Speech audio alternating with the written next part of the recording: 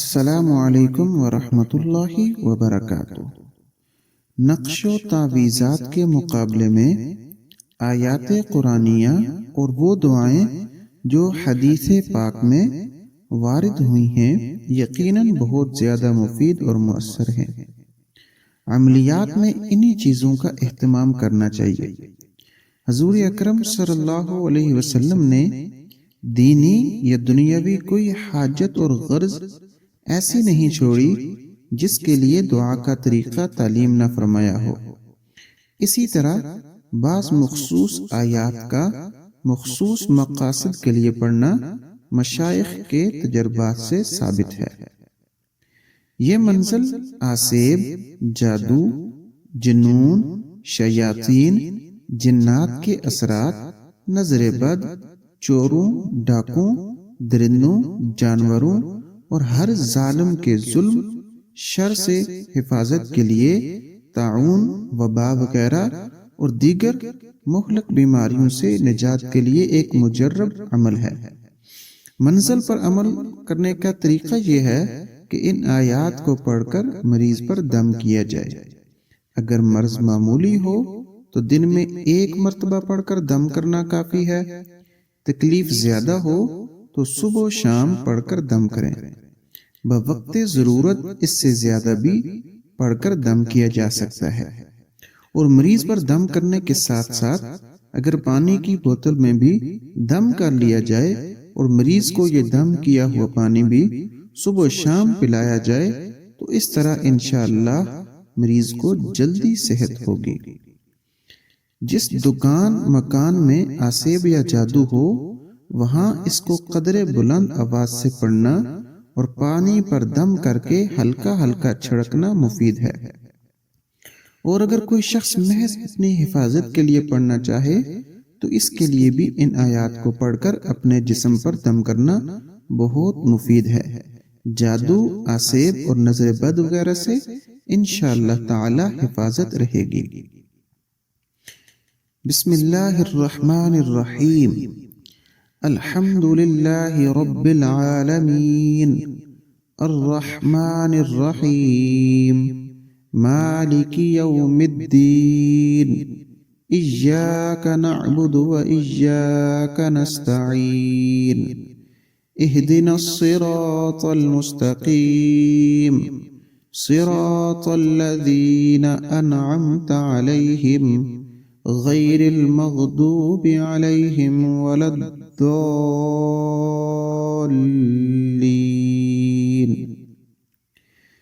بسم اللہ الرحمن الرحیم۔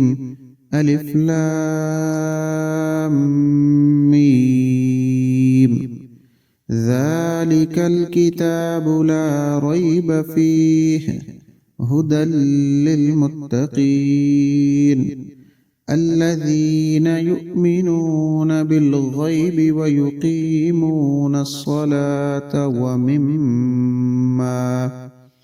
ومما رزقناہم ينفقون والذین یؤمنون بما انزل الیک وما انزل من قبلک وبالآخرة هم يوقنون أولئك على هدى من ربهم وأولئك هم المفلحون وإلهكم إله واحد لا إله إلا هو الرحمن الرحيم اللہ لا الہ الا هو الحی القیوم لا تأخذه سنة ولا نوم له ما في السماوات وما في الأرض من ذا الذي يشفع عنده إلا بإذنه يعلم ما بين أيديهم وما خلفهم ولا يحيطون بشيء من علمه إلا بما شاء وسع كرسيه السماوات والأرض ولا يؤوده حفظهما وهو العلي العظيم. لا إكراه في الدين قد تبين الرشد من الغي فمن يكفر بالطاغوت ويؤمن بالله فقد استمسك بالعروة الوثقى لا انفصام لها والله سميع عليم. الله ولي الذين آمنوا يخرجهم من الظلمات إلى النور والذين كفروا أولياؤهم الطاغوت يخرجونهم من النور إلى الظلمات أولئك أصحاب النار هم فيها خالدون.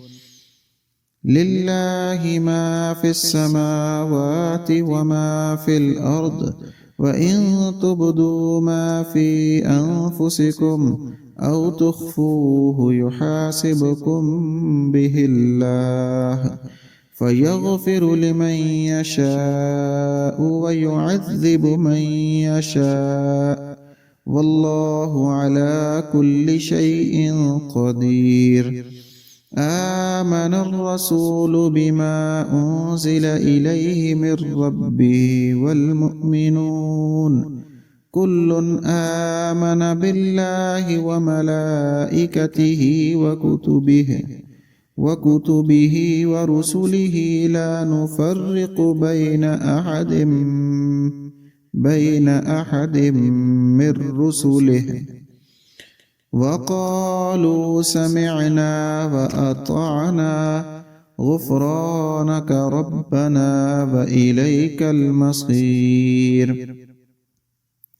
لا يكلف الله نفسا إلا وسعها لها ما كسبت وعليها ما اكتسبت ربنا لا تؤاخذنا إن نسينا أو أخطأنا ربنا ولا تحمل علينا إصرا كما حملته على الذين من قبلنا ربنا ولا تحملنا ما لا طاقة لنا به واعف عنا واغفر لنا وارحمنا أنت مولانا فانصرنا على القوم الكافرين. شهد الله أنه لا إله إلا هو والملائكة وأولو العلم قائما بالقسط لا إله إلا هو العزيز الحكيم. قل اللهم مالك الملك تؤتي الملك من تشاء وتنزع الملك ممن تشاء وتعز من تشاء وتذل من تشاء بيدك الخير إنك على كل شيء قدير. تولج الليل في النهار وتولج النهار في الليل وتخرج الحي من الميت وتخرج الميت من الحي وترزق من تشاء بغير حساب. إن ربكم الله الذي خلق السماوات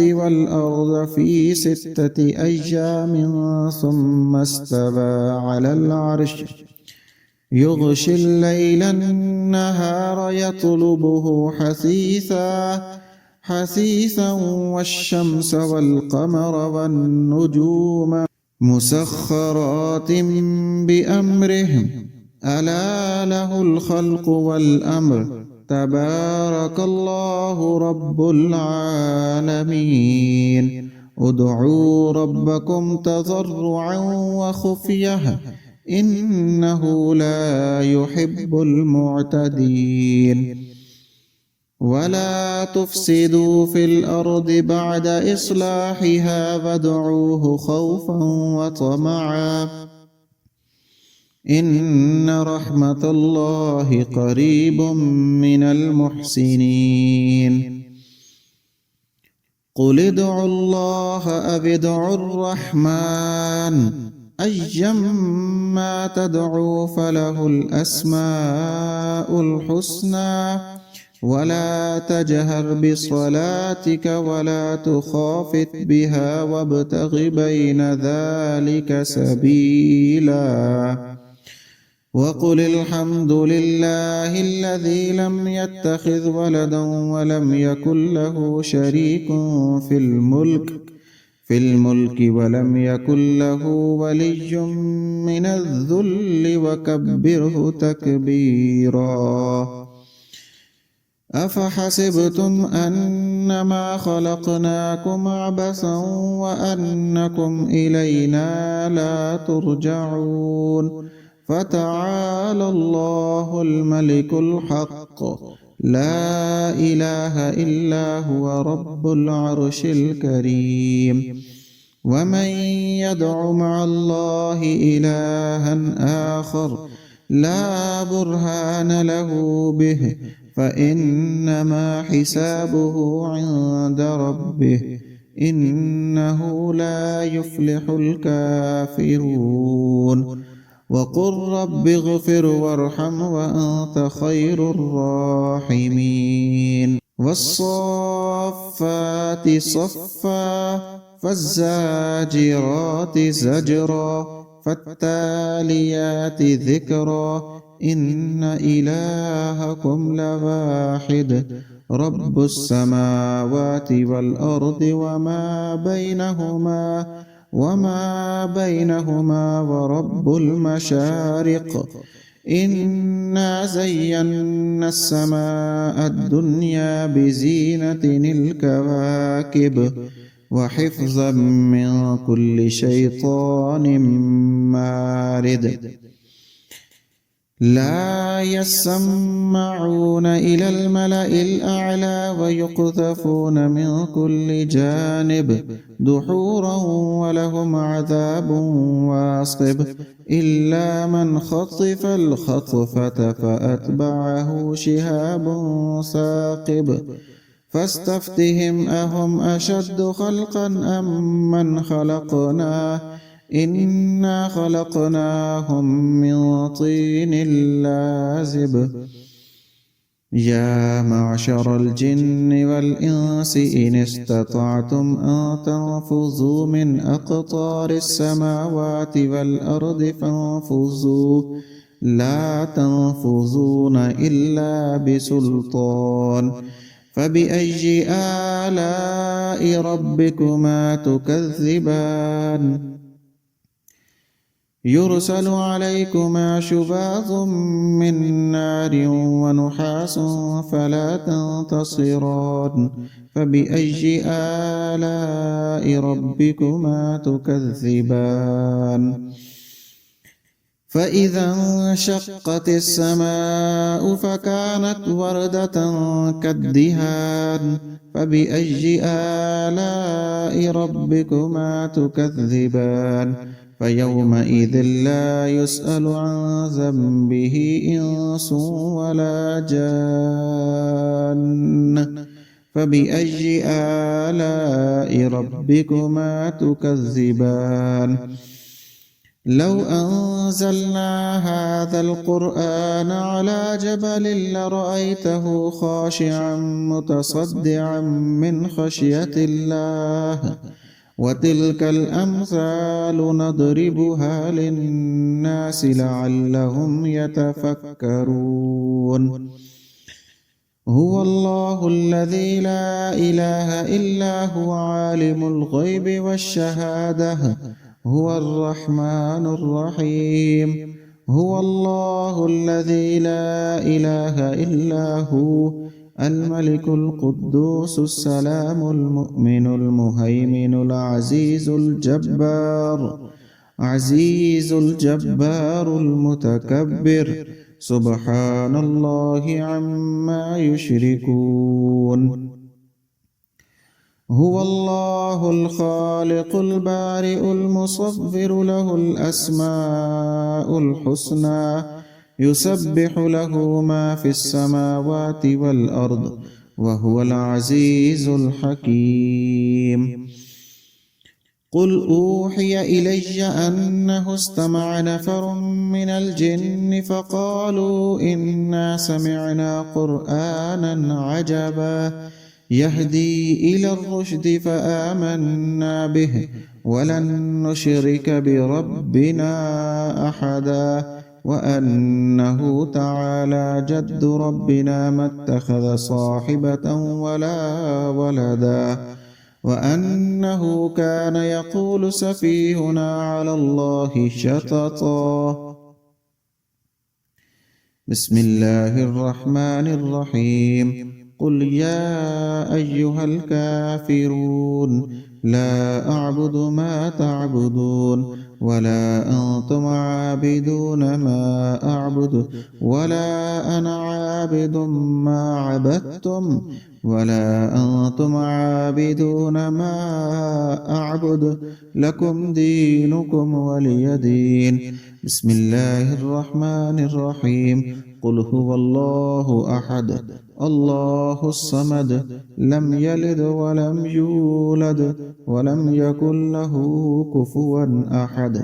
بسم الله الرحمن الرحيم. قل أعوذ برب الفلق، من شر ما خلق، ومن شر غاسق إذا وقب، ومن شر النفاثات في العقد، ومن شر حاسد إذا حسد. بسم الله الرحمن الرحيم. قل أعوذ برب الناس، ملك الناس، إله الناس، من شر الوسواس الخناس، الذي يوسوس في صدور الناس من الجنة والناس.